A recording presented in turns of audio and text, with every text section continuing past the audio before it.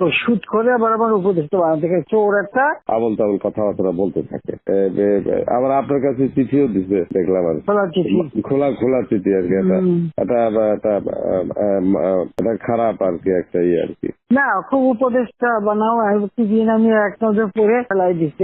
আমার উপদেষ্টা লাগবে না, এই দেশটা আমার বাপের, আমার বাপ স্বাধীন করে দিয়ে গেছে। আমি জানি এই দেশ আমি চিনি। এখানে আমি বাংলাদেশের বসে বসে কথা বলার তো শুট করে আবার আমার উপদেষ্টা বানাতে গেছে চোর একটা।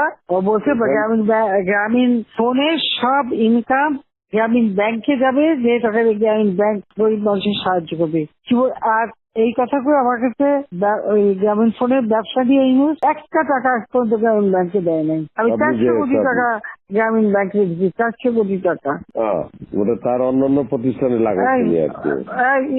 না, তখন গ্রামীণ ব্যাংক ফাইলে বক্সে ঢুকাই দিচ্ছে। গ্রামীণ ব্যাংক তখন ওই শেষ হয়ে চলে যাচ্ছিল। ওর বদলতে গ্রামীণ ব্যাংক মাঠে বসে গেছিল। ও তো সব ব্যাংকের সব টাকা তো লুচি খেয়ে গেছে। তখন আমি প্রথমে 100 কোটি, তারপর 200 কোটি, তারপর আবার 100 কোটি, এটা 98 সালে দিচ্ছি, চালু রাখছি। তখন এই গ্রামীণ ফোনের ব্যবসা ছিল। এই ব্যবসাটার থেকে যে লাভটা হবে সেই টাকাটা চলে যাবে গ্রামীণ ব্যাংকে, রেগুলার গ্রামীণ ব্যাংকে একটা সোশ্যাল ইনকাম থাকবে।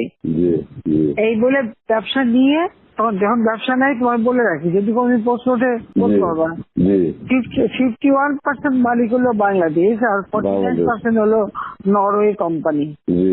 আর এখন যে দেখো সব সে ব্যবসা নরওয়ে কোম্পানির কাছে, তার নিজের কাছে বোধহয় 10% বা 15% মতন হয়তো থাকতে পারে, সমস্ত সে বেঁচে খেয়েছে।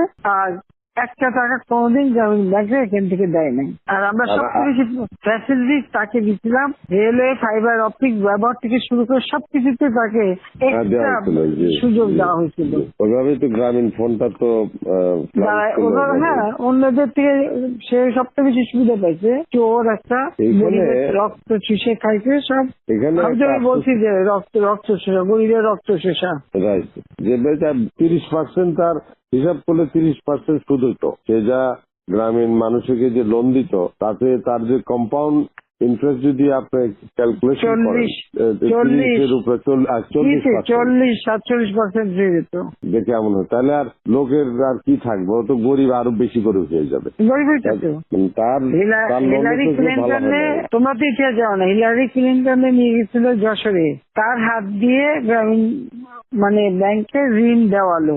এরপর সেই লোকগুলি সাধারণ গরিব লোক, হরিজন গ্রুপ, তারা ওই এলাকায় আর থাকতেই পারে নাই, কারণ ওই ইন্টারেস্ট দিতে তারা ফকির হয়ে নিজের যে বাড়িঘর ভিটা মাটি তাও কেড়ে নিয়ে গেছে। তারপরে তারা ওই এলাকার থেকে হারায় গেছে।